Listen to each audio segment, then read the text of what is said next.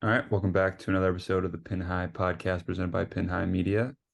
This week we're going to talk a little bit about our Thanksgiving scramble, which did not go to plan, and the week ahead with the Hero World Challenge, even though the host will not be playing. But let's get into it.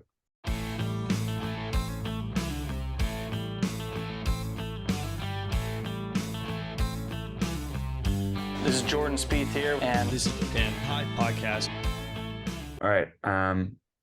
Instead of getting inside the ropes right off the bat, let's start with what transpired over Thanksgiving, because I feel like that's what the people want to hear. Yeah. So the 5-man scramble, which turned into a 4-man scramble very quick. So right off the bat, we were a little screwed because the 5-man scramble, where we were trying to break 60, it didn't get off to the hottest start when Ryan Mennett said he'd be driving back from DC and couldn't make it, so turned into a 4-man scramble. I think it honestly like that just played, like, obviously the first hole was a hard hole, but it played a part in the, like, we were just like frazzled in the first tee. Like, we didn't really know what, like, we're like, I was just playing for, like, I feel like we were almost not prepared, not as ready for it. And then I was not locked in on the first hole. Yeah, not ready. No one was at all. I guess if we go back to it, somebody probably should have laid up on that tee. Like, just somebody should have put it in the fairway. I mean, we might have still went and played Trev's behind the trees, but like somebody probably should have at least given it like a shot, like at laying it up. I don't know. Somebody should have had a good shot. But anyway, I should have said an iron. We started off with a bogey in the 4-man scramble trying to break 60, which is not the hottest of starts. No. It got away from us. We hit it to the left. That was probably the best one. We had a couple really bad ones, and then we were behind trees. It's just like it never worked out. So that was. We don't have to like get into the nitty gritty details of everything, but let's just say there were a lot of holes where we left putts. Not only we never really made a putt the whole day. Just one putt we made. I made that one putt. You made one. It wasn't even. It was like off the green. Yeah, on 4, off the green, the rough. But like we never, like, we had like a putt on 3.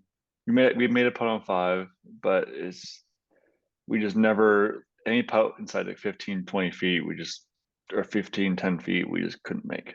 Yeah, we left everything short. That one putt or not even putt, I guess, from the rough that I made was really I feel like that was the only moment of the day that, like, the energy level and the heartbeat got up even a little bit. Yep. I mean, yeah, we did have some good shots throughout the day, but yeah, I mean, we started off with a bogey. We got it back on the second hole, luckily, and then I don't know, we were 5 under on the front. Like it was we played par well. 70. We're trying to break 60. Like 30 on the front is pretty okay. If we didn't bogey the first hole, it would have been 29 on the front, which would have been great. Me and Jeek went back to back, driving par 4s. Him on 7, me on 8, and we were looking good, but we didn't make either eagle putt. We got to talk about 7. just what transpired on that tee box on 7. Yeah, I forgot about that. What? Your shot on 7. Your tee shot on 7. Oh wow. I forgot about that. Yeah, so Trev and Trev both hit the first 2, and they both went right, I think. I was like, one of them was in the bunker. Yeah, they're in good shape. Pat's up next. What club did you have in your hand? I think I had driver. Driver in your hand. Yeah. And you just hit a shot that, like, you could try that 100 times. You'll never be able to do that again. No. Hit the tee marker, hit the tree to the left, almost out of bounds, skipped across the pond in front of 8 green, and then rolled up like just to the right of 8 green. Yeah, that's impressive. We did not know the pond was frozen too, which was even better. Like you got to keep that ball too, which was crazy. And then I had to hit after that, and like everybody's like out of play, and I hit a 3-wood on the green just like out of We nowhere. were not We had out a of ball in the play, green but like side bunker and none a of us hit a ball that good was green shot. side. Yeah, no one hit like a You had shot. no like, for pressure eagle. on that shot. No, and I hit one on Good the shot. green, and then it on the was a next great hole, shot. on the next hole, Pat hits it on the green, and we still didn't make either eagle putt. Like, No, your Pat's eagle putt was a lot more challenging, like that was like up the hill and breaking hard right at the end. what annoys me is I've had that eagle putt before, like the same exact putt, like going to the same flag, like I knew what it did on 7, and I like still pulled it, and then like after I pulled it, everybody else still didn't make it. And it's just annoying not to make eagle on that hole. Yeah, that was our one basically eagle chance of the day. I think we had one at 9 too, like low key, like kind of short. All in all, no, we were it was just a chip. we chipped up just short of the green, but and so then shot 6 under. Front we shot 5 under on over. the front. What? Overall, we shot 6. No, 7 under. We shot 7 under. 7? Yeah, 63. We buried 16 and 17. Oh, okay. But it's just it's funny. We were 5 under. We were 5 under through 9, and we shot 7 under for the. We were 5 under through 9, then 5 under through 15. Yeah. Made only one bogey in the whole day. Just couldn't make a putt. Couldn't. What 10, 11? We never even had like really a chance on like on any of those holes like through 15. No one hit it close. No close shots at all. From 11 through 14, there or even 15, 11 through 15, they're either par 3s or dog legs. So like it's tough to like take out the dog leg. I mean, Trev hit a great shot on what was it, 13 overall the trees. I didn't even think that was like possible on that hole. So good on that, but we just didn't take advantage. So and the only reason I was able to do that is because I had my super flimsy flexi shaft in the driver. Right. And it was just going a million miles in there. But it was. I think that next year, when we won, hopefully make a few more putts, and 2 have another person, hopefully. But anyway, we need 5 people next year, even if it's not one of us. Like if somebody can't, like, we still need 5 people. Hypothetically speaking, if we had the 5th man, what do you think we would have shot? 60 at least. I'm cool because I think that's like one more putt on all those putts, and that means like probably one or 2 of those drops, at least. Also, like, or a better Ryan's a good player, so you don't bogey. Yeah, also like we had a really good player that wasn't there. Second best player wasn't there. And we still shot 63 without. And I feel like I didn't have it.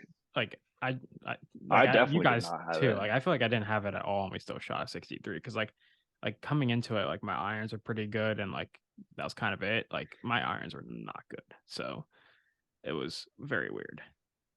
Yeah, playing without my clubs and playing. It just felt. It was just different. I was never comfortable out there. We're gonna have to start making a video out of this, and we just post one video a year on the YouTube. Just the 5 minutes. No, get ready for it. I don't want that would ruin the round if we had to videotape the whole entire thing. Well, no, we gotta hire somebody else to do it. Like somebody has to walk around and still just ruin it. Yeah. Also, that video couldn't get posted. Well, yeah. Anyway, I feel like we can kind of wrap up on the 5-man scramble. I feel like we are mentioning things that like nobody really knows about. All in all, it was a good time. It's a good tradition. If anyone wants to copy our tradition for other people, it's fun. Even just going out and playing. I feel like golf on the day before Thanksgiving is just a good tradition anyway. Like no matter where you are, like we were playing, it's 45 degrees. Like we were totally fine just because it was like sunny and a little bit warmer than usual. But it's been cold before we played, and it's a lot of fun. I would recommend it. Last thing I want to say is I would love to meet a podcast listener that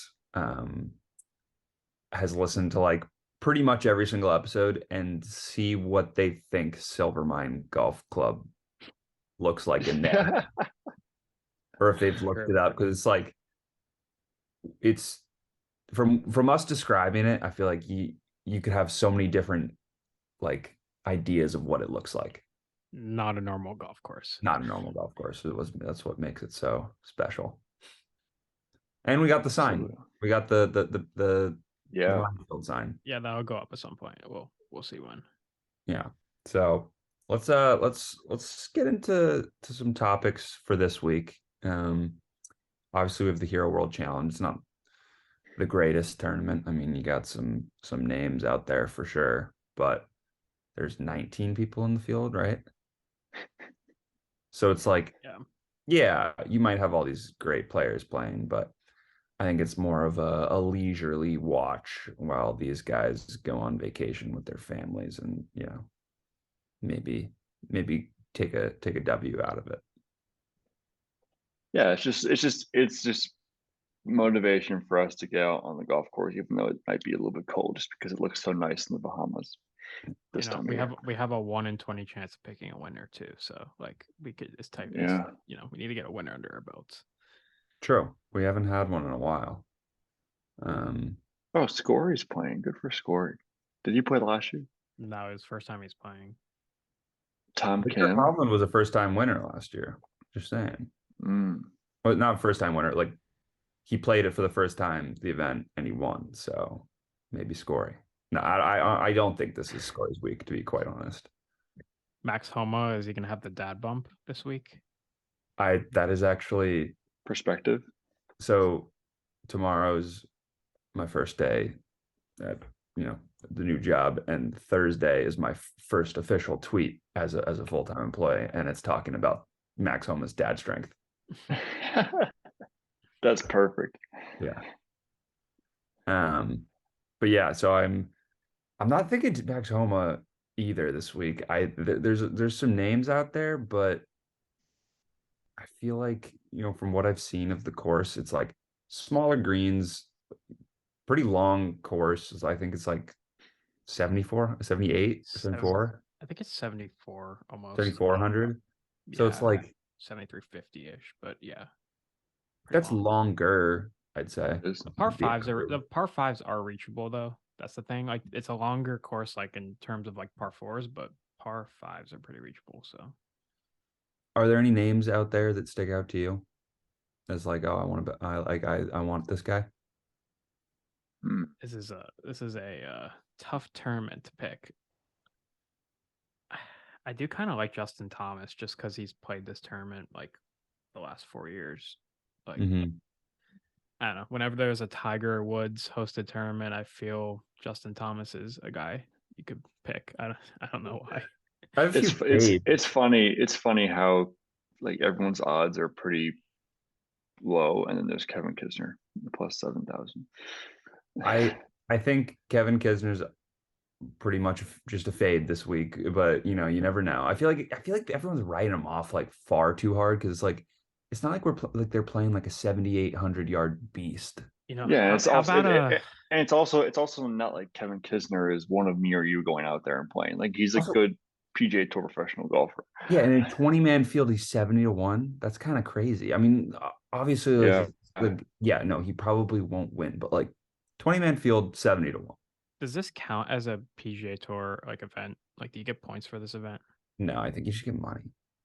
Because I don't think who hasn't won a PGA Tour event who's in this field? Tommy Fleetwood. Cam Young. Oh, but Tommy Fleetwood's in this field this week. Has never won a PGA Tour event. I think played this tournament once. T3.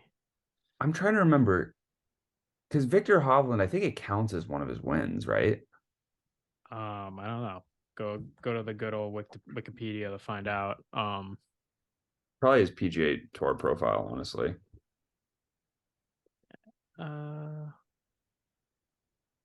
Counts as an other win, so it doesn't count as a PGA Tour win. It's just an other. Oh, well, maybe this is the Tony Finau tournament then, because I feel like he always wins with asterisks. Not anymore, but not anymore. He's actually like he's kind of wins real tournaments now. So yeah, It went in as an additional victory on the PGA Tour website. I'm assuming Hey, that's what a win's a win. This would be a pretty cheap win if it was a PGA Tour win. he's Just won. out of He's 20 won men. the Mayakoba twice. What else did he win? Puerto Rico Open. Puerto Rico Open. Yeah, of course. Can't forget that. I do think Hovland's a good.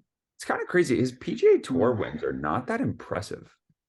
But no. his European tour, I was gonna say wins are pretty good. His international wins are like really good. But that's just interesting that he like doesn't really have a PGA like a signature PGA Tour win yet.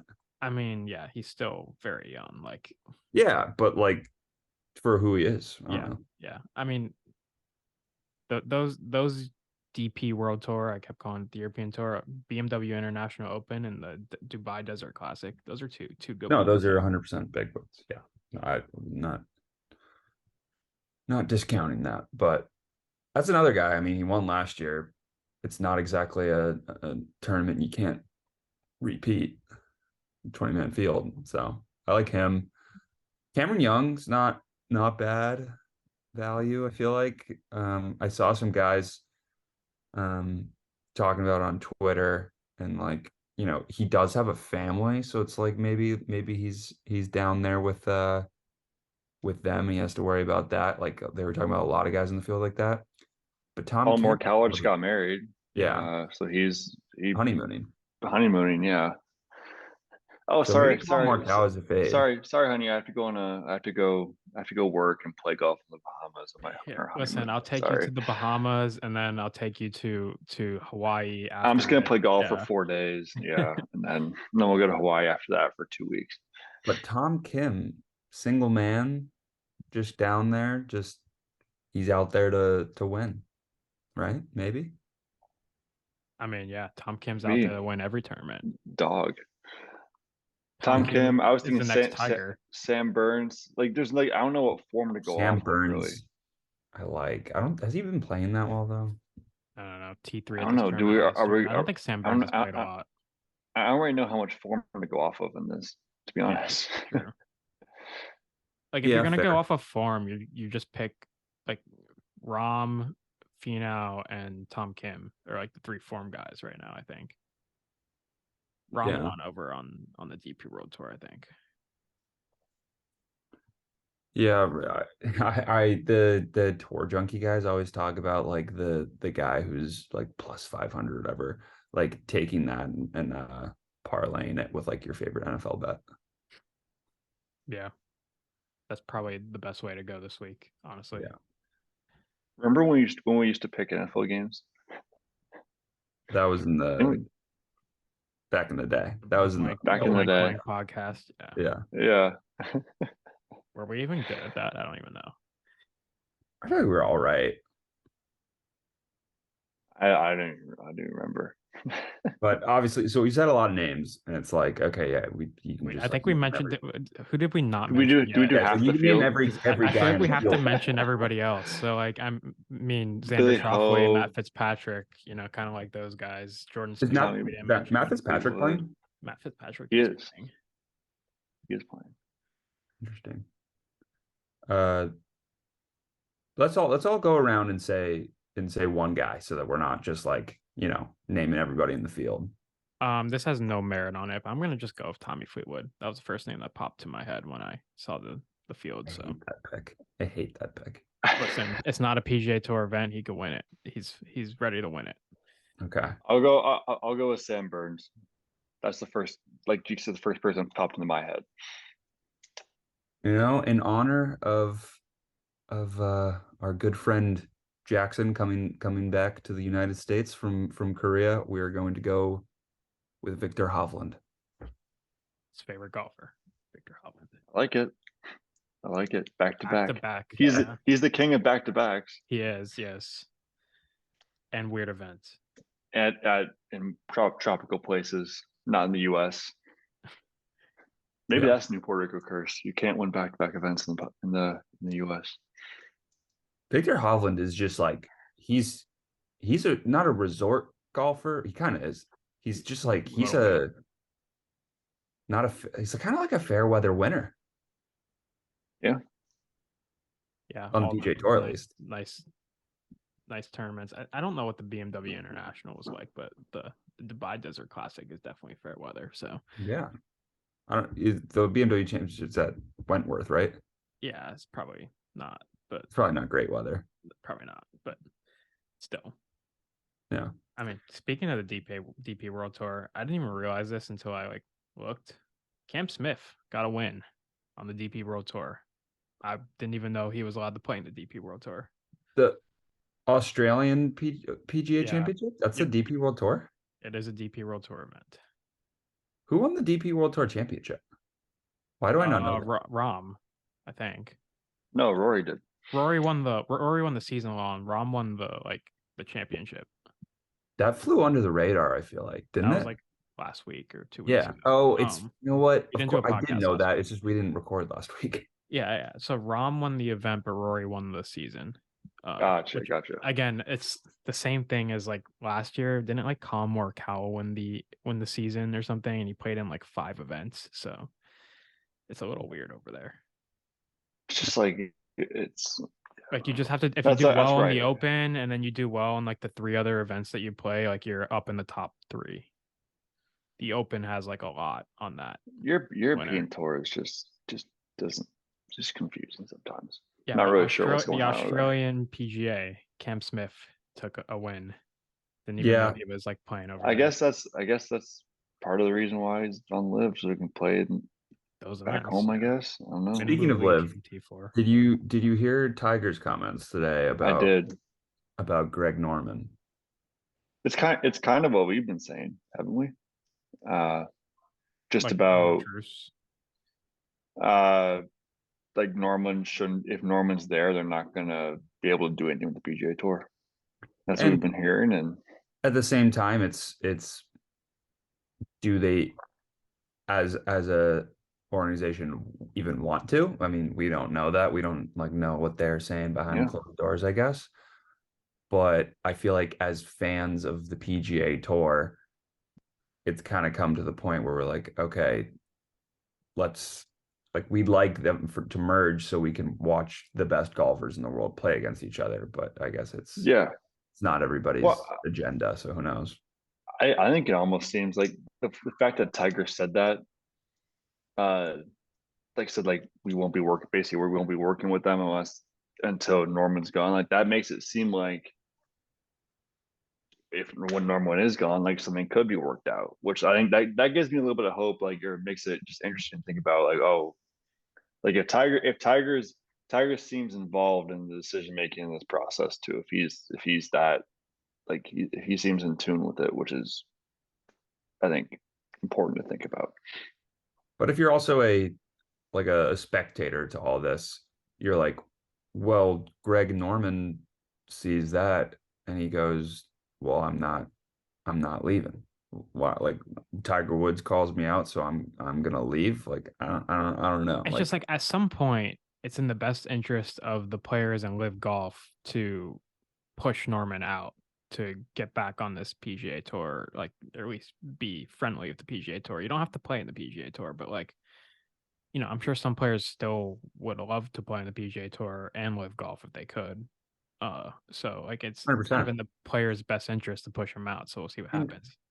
We just want to see the best players in the world compete in the same place, and it's not. Live Golf is not allowing that to happen.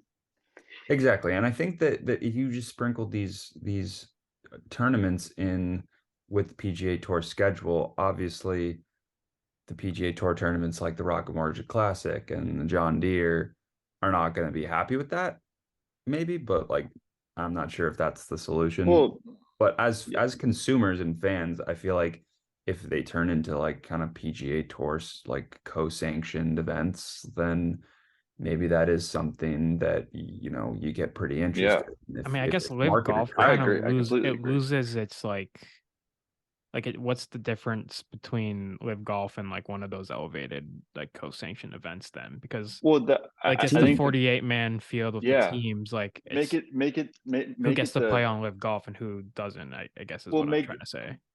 Just make the Live events had the Live events be they're still their separate thing, but have it be the team team aspect, or maybe it's the live whatever event. And it's the same week as another like off field event.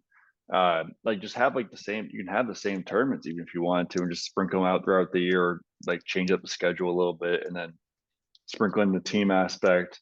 Maybe it's played for more money. Maybe it's not. Maybe it's played in London or something like that. Maybe it's not. Who knows? Just like even just getting them all in the same kind of wavelength again, and incorporating Livis to some aspect would be, I think, beneficial.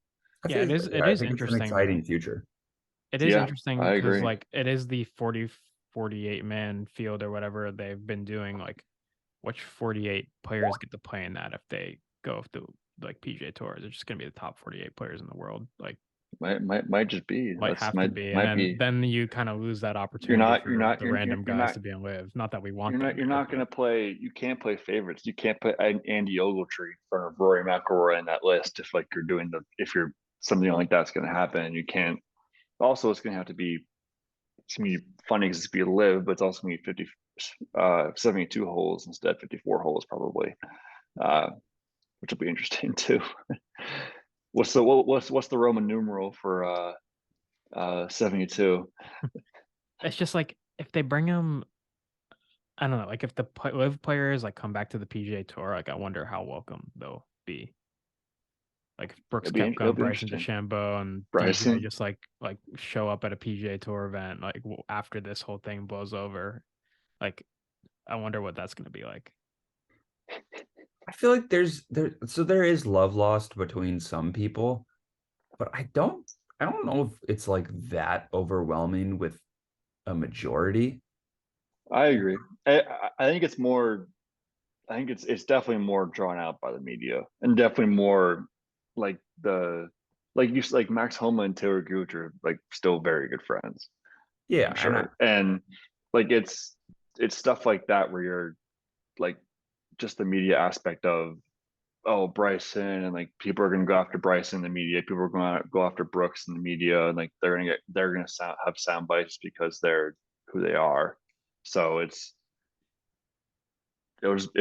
more about the media in my opinion. Like they're like, yeah, like Billy Horschel probably is the kind of guy who just wouldn't talk to anyone. Like that just seems like his yeah. personality. But like Also, Rory, I don't think Rory or any of the other guys that we know and like are gonna be like just straight assholes to these guys. Like I who guess knows? I it's don't like know. if you bring back like DJ and Bryson, like they're back on like the Ryder Cup teams and stuff, like that would just feel a little weird. that would feel a little weird. Yeah, that would Well, feel a little maybe weird. not Bryson though. Like Bryson probably won't make the Ryder Cup didn't team, but like Bryson DJ not play could. well in live? Bryson hasn't been the same since he got hurt. Like, I don't. Bryson's That's focused on another his. thing we can. Bryson's focusing on his like content and his brand. and Basically, the seems long like. drive championship, of That's course. Yeah, another thing we can talk about real quick. Bryson, I feel like since we last recorded, has been talking about how like his diet and his weightlifting was like super detrimental to not only his golf game, but just like his body. And he's obviously been hurt for the past 2 years, like 2 years, yeah, since the U.S. Open, 2 years. Yeah. So, I mean, I didn't. We were pretty pumped about the whole thing. I feel like at the beginning, or at least I was. I was like, "Oh, this is sick!" Like he's just like eating like an animal and like lifting a bunch of weights, and he's hitting the ball really far. This is awesome. But then everybody started like kind of like catching up in terms of hitting the ball pretty far. Like Matt Fitzpatrick didn't do much, like in terms without of like like yeah, without bulking up. destroying He's their not bodies. massive bodybuilder who eats like 4 steaks and 8 protein shakes a day. But and then it kind of just backfired on Bryson because it was like, okay, maybe he hits the ball a little bit further, but the rest of his game also struggled, and his health overall like kept him out of a lot of tournaments. Yeah, the career arc for Bryson is very interesting. Well, I'm curious to see where he is in like 4 years. I don't know. I mean, I think just. I think in Well, four He's just years, gonna like I also think like it's he could just. just stop playing golf at some point and just like focus on long drive and like I content, and wouldn't like be, he'd be and yeah, fine. I wouldn't be surprised by that. I think it's also just like this live thing. He's not playing competitive golf. Like there's no drive to play competitive golf. I feel like, and he's just like he has the time. And he has been probably focusing more on like when was I don't remember when the last live event was, but like it's only however many weeks, and then you get all this time off. Like how many of these guys are in the live are actually right now working on their game as much as the guys in the PGA Tour right now? Like not like obviously it's off season for the PGA Tour too, but they're all going to be in Hawaii for in a couple weeks. Like uh, a guy like Andy Ogletree is not going to be preparing as much as a guy like that's the fringe guy who's going to be in Hawaii or a fringe guy who's going to be in Sony. It's just they're just not in the competitive golf mindset. Doesn't seem like. God, I'm excited for Hawaii. Yeah, that's gonna be awesome. So great. I mean, this weekend's like a fun tournament, but like Century, just so good. Yeah, it's like beginning of the season right there. Great tournament. Just the best. I guess one other thing, TGL coming in a year now. Rom and JT are in on that, so should be interesting. I'm not gonna lie, this is something that like it's intriguing, but do you really find yourself thinking to yourself, this is gonna be awesome? I don't think it's going to be awesome, No. but on like a Wednesday night or Monday night, sorry, a Monday night when like there's just like nothing really going on in the middle of like February or something like that. College basketball. Yeah, but I don't know. I feel like I'd watch the TGO like on Monday nights like every week just I will. it's primetime golf every week. I'm just probably not that long. I don't really know what to expect with it. I'm just intrigued. Like I just want to like I want to like I want to find out more. I want to like maybe it launches and maybe the first time they play it is awesome. Like it is just like it's different but it might just be like really weird. It might be like simulator thinking golf. Like this is it's like it might. I'm expecting it more to be like just really weird and like something we don't really see. But I mean, it's Tiger, Rory, JT, and who's the other person? I feel like it's gotta be. It has to be like okay. If Tiger is gonna sign up and like create something, it's usually gonna be pretty good. So we'll see. It seems just more like it seems more like just a combination of golf and like one of those cheesy game shows that you see on ABC every Monday night or something like that. You know what? I'm all for it. I don't really know what to. If their personalities get out, like I'm all for Singer it. takes PGA Tour. Tom Brady shows up in his masked Singer outfit. Yeah.